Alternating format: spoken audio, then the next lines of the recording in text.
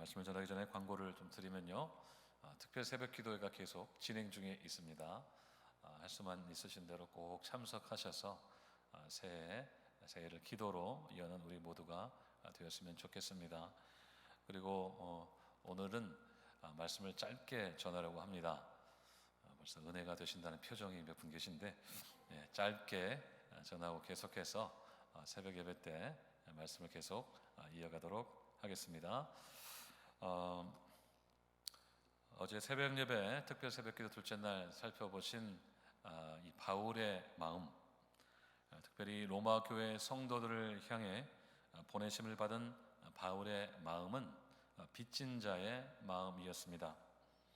바울은 어찌하든지 그들에게 가서 복음을 전하기를 원했는데요, 그들의 믿음을 견고하게 해주기 위해서 바울은 그들을 위해서 항상 잊지 않고 기도하고 성령 안에서 믿음으로 권면해서 그들이 위로받고 또 격려를 받고 믿음의 아름다운 열매를 맺도록 했습니다.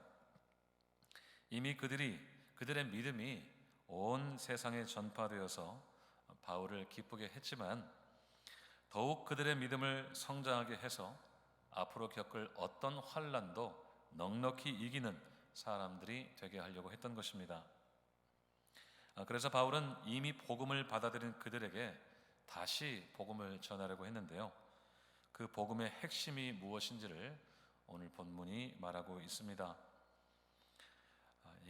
우리가 읽은 로마서 1장 16절과 17절은 로마서 전체에서 바울이 전하려고 했던 복음의 핵심적인 구절입니다. 너무나도 잘 아시는 구절이지만 보냄받은 사람 바울이 어떻게든지 그들에게 가서 전하려고 했던 그 복음의 핵심이 무엇이었는지를 함께 생각해 보도록 하겠습니다. 우리 먼저 16절을 같이 읽겠습니다. 16절 시작.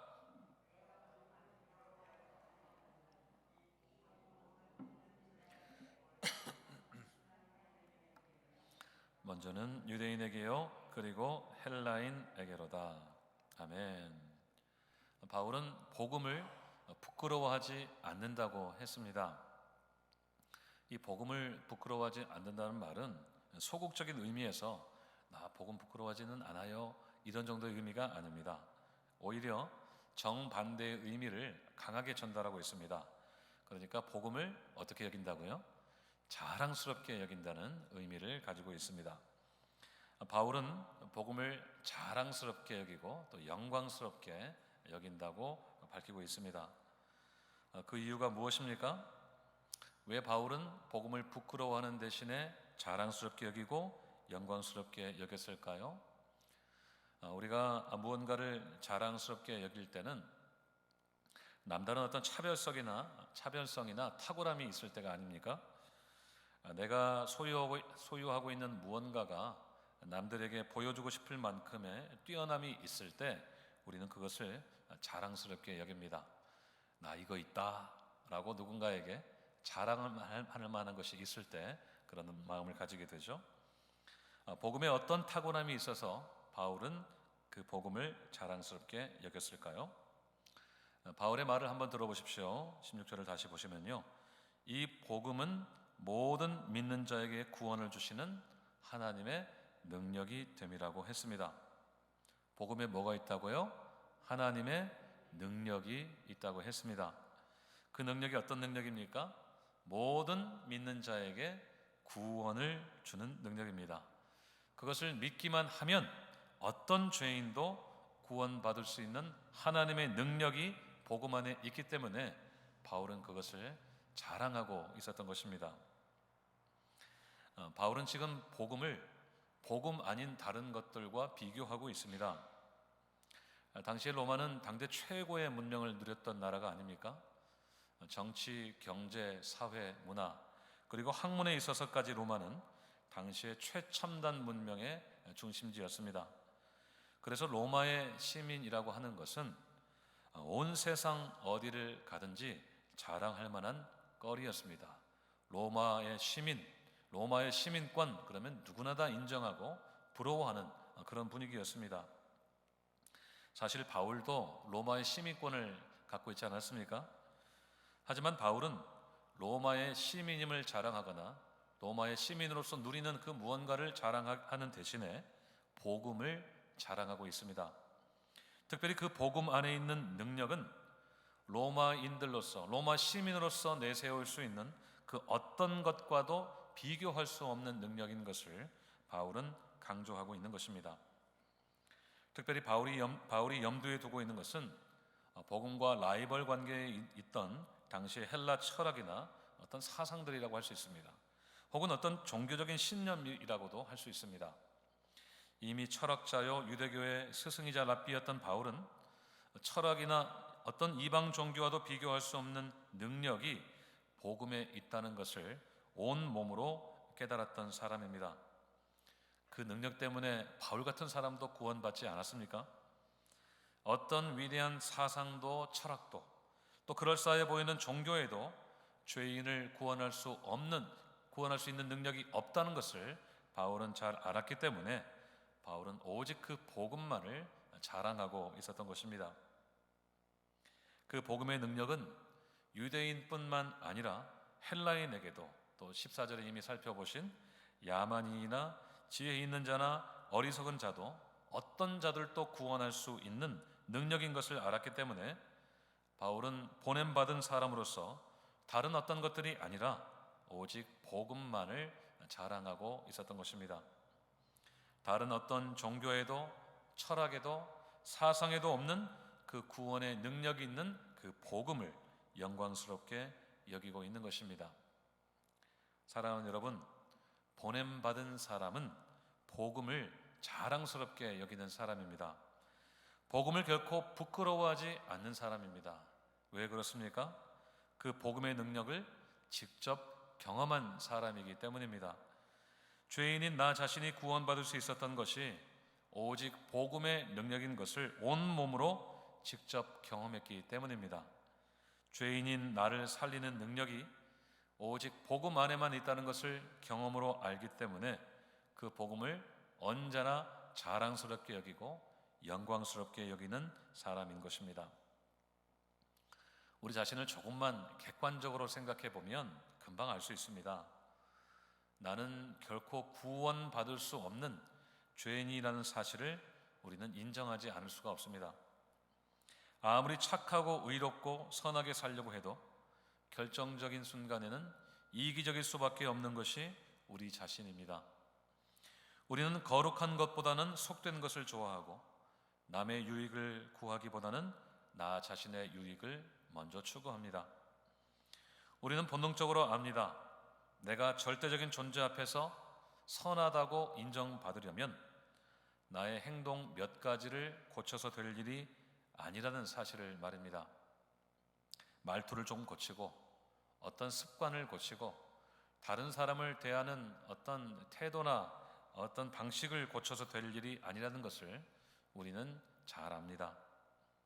사람들은 모를 수 있지만 나의 은밀한 속마음을 들여다볼 때 나는 결코 하나님이 제시하시는 절대적인 기준에 도달할 수 없다는 사실을 인정하지 않을 수가 없습니다. 그래서 복음은 능력입니다. 이렇게 몸부림을 치고 발버둥을 쳐도 결코 구원받을 수 없는 내가 천국 백성이 되는 능력이기 때문에 그렇습니다. 복음 안에 있는 하나님의 능력이 나를 완전히 다른 사람으로 만들어 버렸기 때문에 우리는 복음을 부끄러워하는 대신에 자랑할 수밖에 없습니다. 나를 포함해서 어떤 죄인도 살릴 수 있는 능력이 복음 안에만 있기 때문입니다. 그래서 보냄받은 사람 바울은 그 복음을 자랑스럽게 여겼던 것입니다.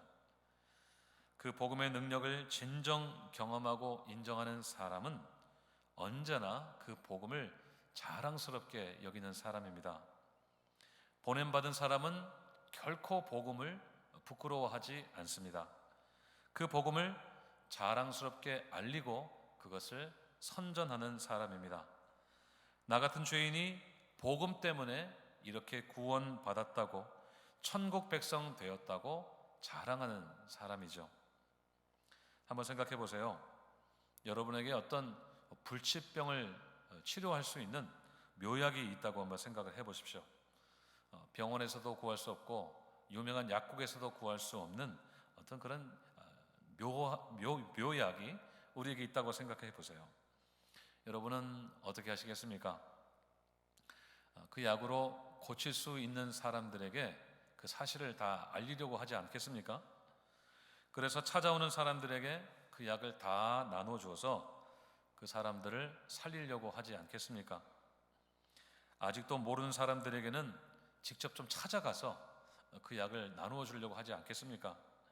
이 약을 먹으면 그 병을 고칠 수 있다고, 살 수 있다고, 다시 살아날 수 있다고 그렇게 알려주지 않겠습니까? 자랑스러운 마음으로 그 약을 필요로 하는 모든 사람들에게 나눠주려고 할 것입니다. 우리 손에 들려있는 이 복음은 모든 죄인을 다 구원할 수 있는 능력입니다. 죄의 불치병에 걸려서 시한부 인생을 살고 있는 수많은 영혼들을 살릴 수 있는 하나님의 묘약입니다. 우리는 이미 그 능력을 경험했고 이제는 그 능력을 전할 사람으로서 보냄을 받았습니다. 우리의 기도가 필요한 사람들, 또 우리가 믿음으로 권면해서 꼭 붙잡아 주어야 될 사람들, 무엇보다도 어둠 속을 방황하는 우리 주변 사람들에게 우리가 보내심을 받았습니다. 그래서 우리는 자랑스러운 마음으로 그 복음을 나눠주는 사람이 되어야 될 줄로 믿습니다. 바울처럼 복음을 부끄러워하지 않는 사람들이 다 되시기를 간절히 소원합니다. 복음을 자랑스럽고 영광스럽게 여기실 수 있기를 바랍니다. 그것이 보냄받은 우리의 손에 들려져 있는 그 복음의 능력이기 때문인 것을 꼭 기억하시기를 바랍니다.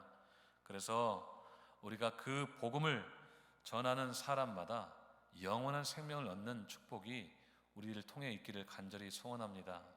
다시 한번 보냄받은 우리는 복음을 결코 부끄러워하지 않습니다. 오히려 그 복음을 자랑스럽게 여기고 그 복음을 증거할 수 있다는 사실을 영광스럽게 여기는 사람입니다.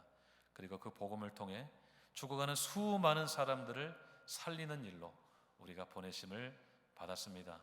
이 마지막 때에 수많은 영혼들이 죄의 덫에 빠져 영원히 죽어가고 있을 그 영혼들에게 다가가서 이 복음의 능력, 사람을 살리는 이 능력을 증거할 때 수많은 영혼들이 주께 돌아오는 일에 쓰임받는 보냄받은 우리 모두가 되시기를 주님의 이름으로 축원드립니다. 다 함께 기도하겠습니다.